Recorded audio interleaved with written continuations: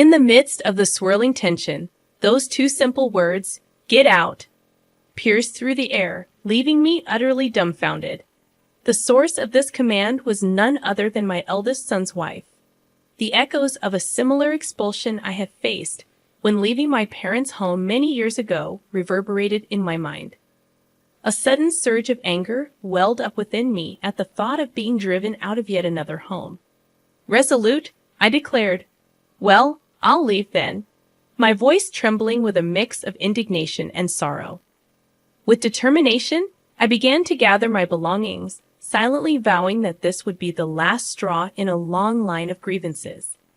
I swore to myself that I would never forgive my oldest son's wife for this affront. As I packed my things, the realization hit me that it was time to put my plan into action. Jessica, my daughter-in-law, had pushed me to this point, and I couldn't let her behavior go unaddressed. But before delving into the present, allow me to introduce myself. I am Sandra Clark, on the cusp of turning 61 this year.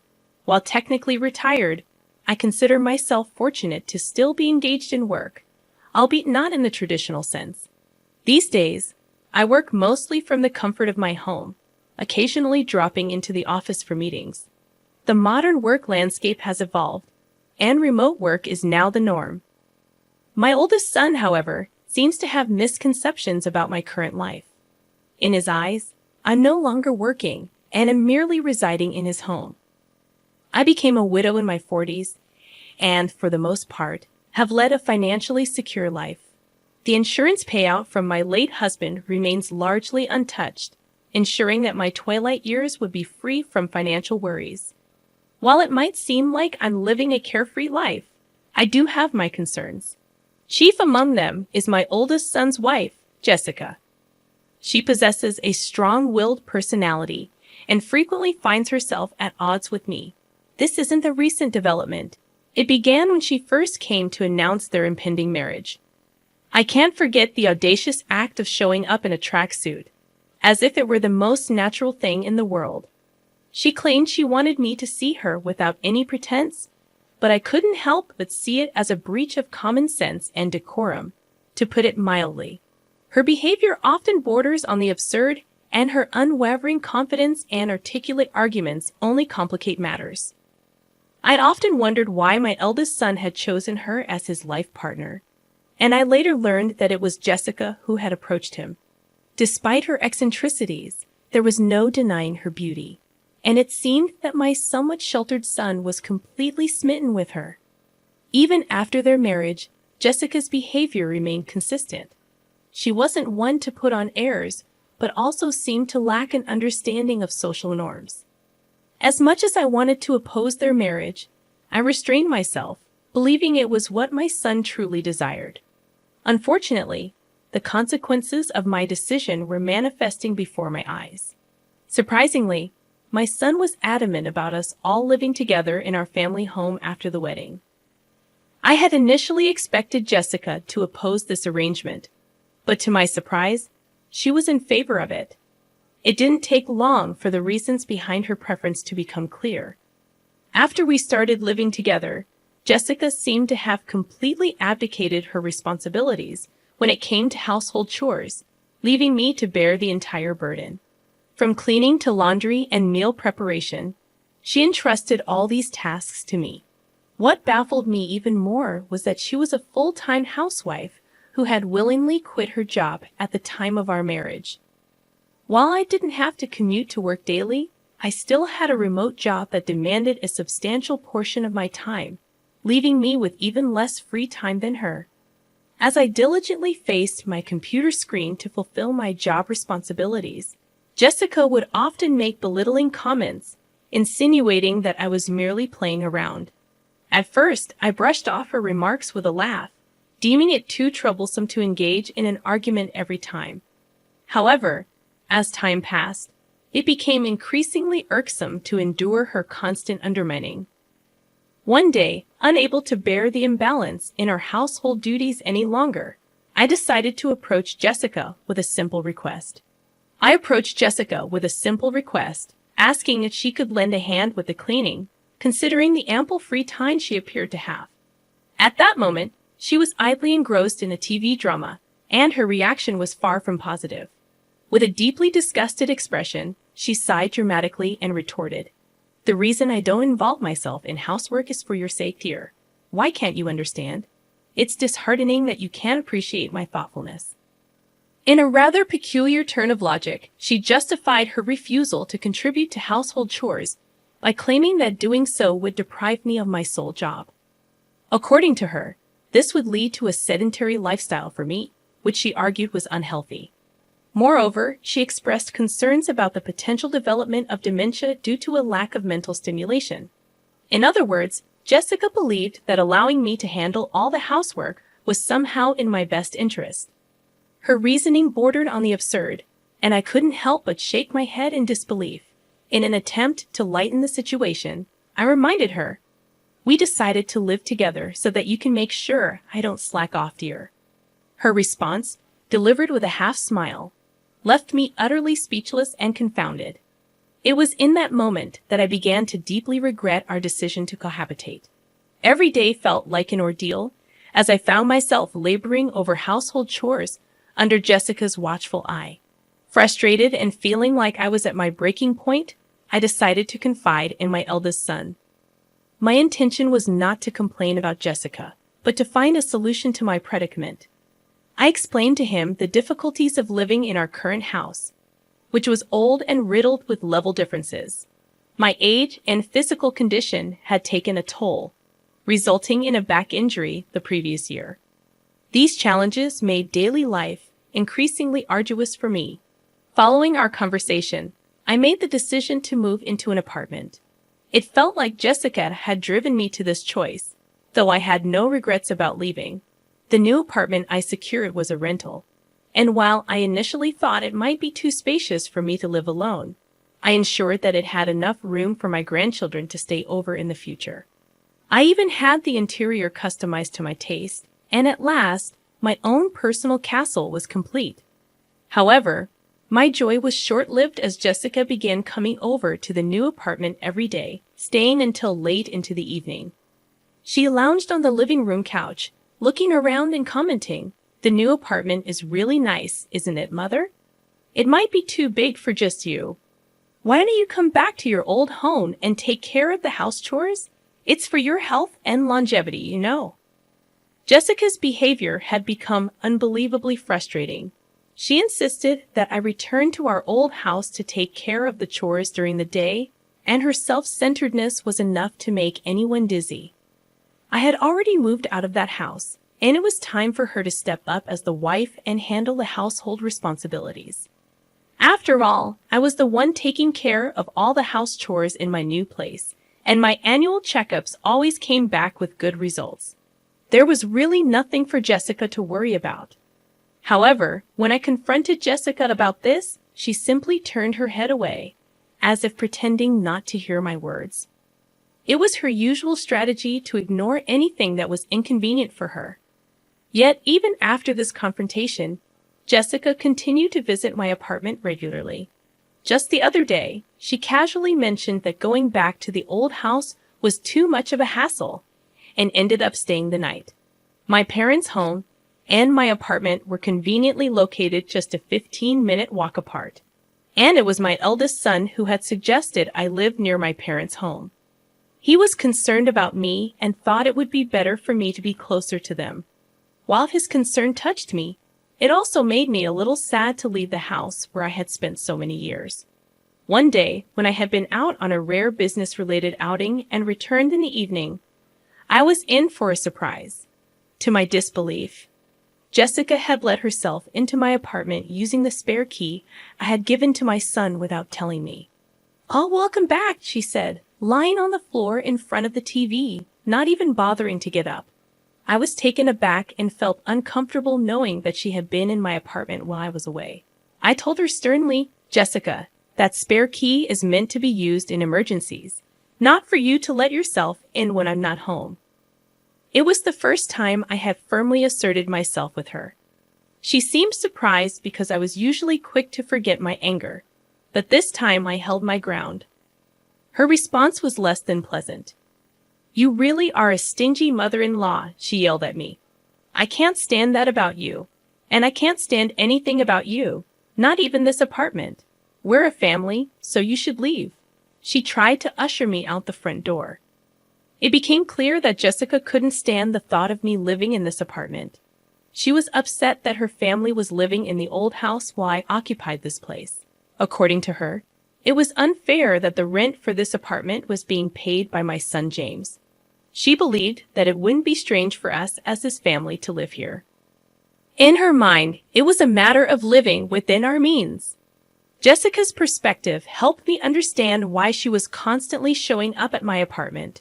She believed that this apartment should have been a place for her family to live, and she was not shy about expressing her displeasure. In the end, I decided to agree with her demands. "All right, I will leave," I retorted, staring her down. "I promised to move my belongings out within 3 days." Jessica, still skeptical, demanded that I call the moving company right there in front of her. I didn't waste a moment and immediately called a moving service from my smartphone, scheduling them to come in 2 days. As Jessica left satisfied with the resolution, I watched her retreating figure and began formulating a plan for my new life in a senior-specific apartment. It was time for a fresh start and a peaceful living environment. After much contemplation, I made the decision to embark on a 2-week trial of a significant change in my life. It involved the rather unsettling task of handing over both the keys to my cherished apartment and the accompanying lease documents to Jessica, all in the hopes of initiating a contractual alteration through the mediation of our trusty real estate agent, who would ultimately convey our request to the landlord. Fortunately, my history with the landlord spanned many years, and this long-standing relationship proved to be the beacon of flexibility and understanding I had been hoping for during this tumultuous period. Their willingness to accommodate our requested changes in such a congenial manner was, to say the least, an immense relief to me. However, my eldest son, whose emotions were running high and his patience dwindling, was not as pleased with this development.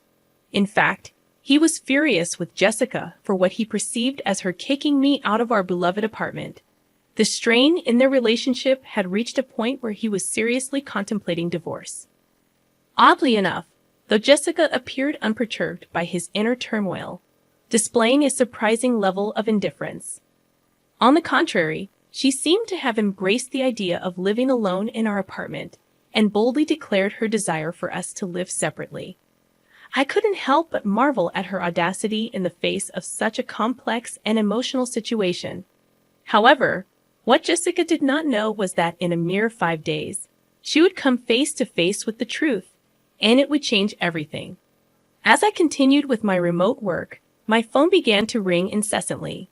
The caller ID displayed Jessica's name, and I had been eagerly anticipating this moment. I had a recorder ready and waiting to document the impending conversation. Calmly, I pressed the record button and answered the call. "Excuse me, Mother," Jessica's voice rang out. "What's the deal with the rent for this apartment? Why do I have to pay it? This isn't right." Jessica's words triggered a relentless tirade, and it was evident that she was thoroughly flustered. I decided to maintain my composure and respond deliberately. "Oh, but Jessica, aren't you the current leaseholder? It's only right that you should pay. Is there a problem?" My tone was calculated, designed to provoke and annoy Jessica further. To my amusement, the flustered Jessica seemed to become even more agitated. "But didn't James used to pay the rent here? We're not even divorced yet, so shouldn't James pay it?" she retorted. At this point, it was clear that Jessica was desperately trying to shift the financial responsibility onto my eldest son's shoulders. In reality, there was never a time when my son had contributed to the rent. In fact, I had been discreetly providing him with financial support all along. Even after retiring from my job, I continued to work as a consultant for the same company and earned a substantial salary.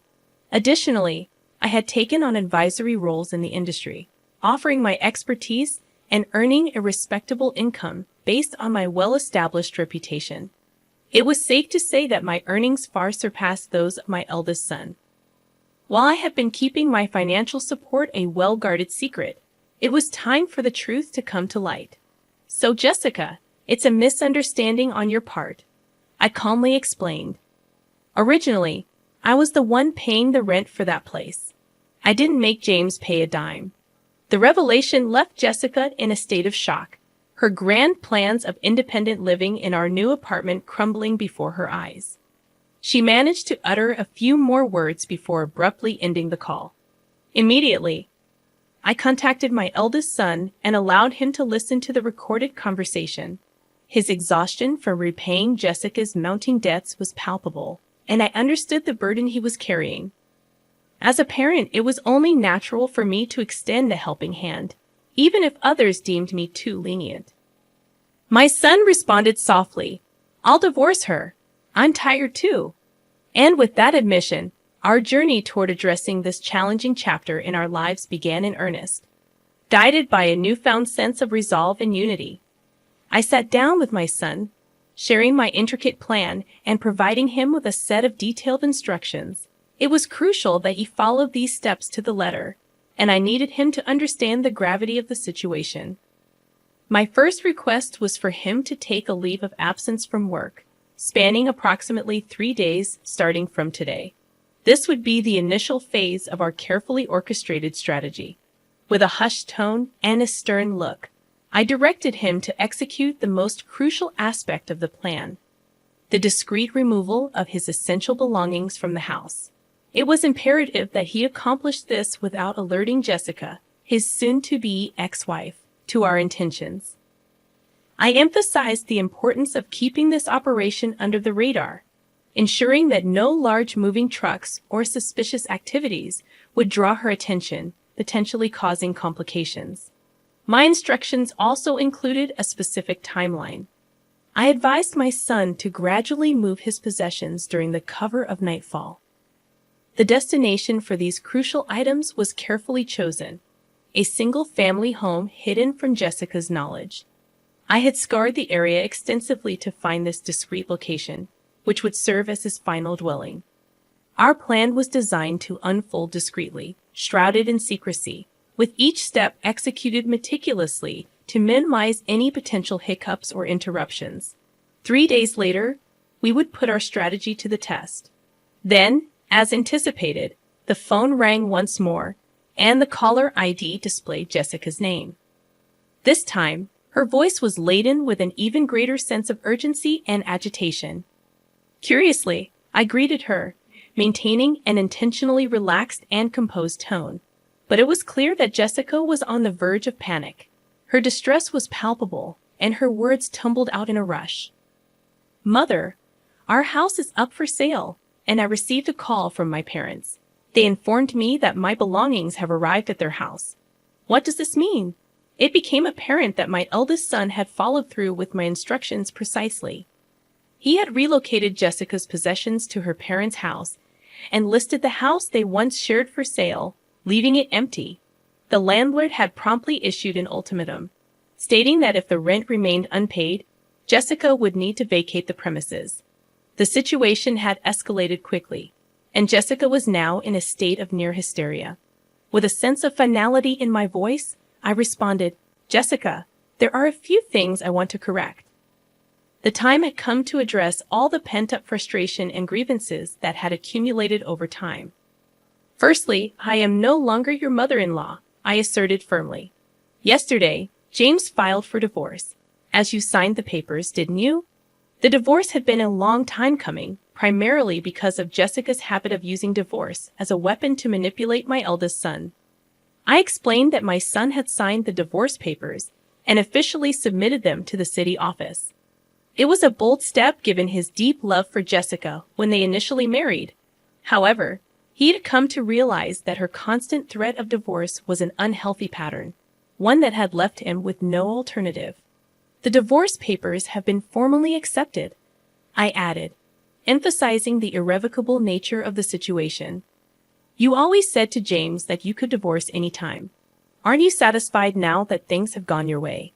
My voice was calm, but the tension hung in the air.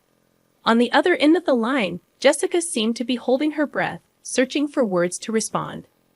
Frustration must have been coursing through her veins as she was unable to articulate a retort. Moreover, I couldn't help but express genuine concern for her post-divorce prospects. I pointed out the practical challenges she would face, including her financial situation and the costs associated with relocation. "How did you even manage to pay this amount?" I inquired, genuinely surprised. Jessica's frustration was no longer concealed. It erupted into a tirade of anger and curses directed at me. In that moment, it was clear that our carefully orchestrated plan had unfolded precisely as intended, though the repercussions were unfolding in ways that no one could have predicted. She spoke of her union with my son in a manner that was nothing short of confounding. According to her, the marriage was a consequence of her late husband's inheritance, which she asserted was now under her stewardship. In a tone that pierced the air, she vehemently declared her inability to so much as budge a single penny from this newfound wealth. It was as if she had been bound by some invisible financial straitjacket. The anguished cry that followed was a stark contrast to her earlier tone. Her grievances flowed freely as she lamented the unfortunate turn of events. It was evident that her matrimonial ties had been forged under the weight of insurmountable debts. I chose not to intervene, allowing my son to eavesdrop on this exchange, understanding that it might serve as valuable evidence in case of a future divorce. As Jessica's tirade continued, I patiently waited for it to run its course, a task that demanded significant endurance. For approximately a quarter of an hour, she ranted unabated, her words like a storm of frustration and discontent. Then something shifted. The tone of her voice softened, and the anger that had once consumed her gave way to desperate pleas. She confided in me, revealing her disconnection from her own family, who had disowned her due to her profligate spending and borrowing habits. Tearfully, she begged for assistance, her voice quivering with vulnerability.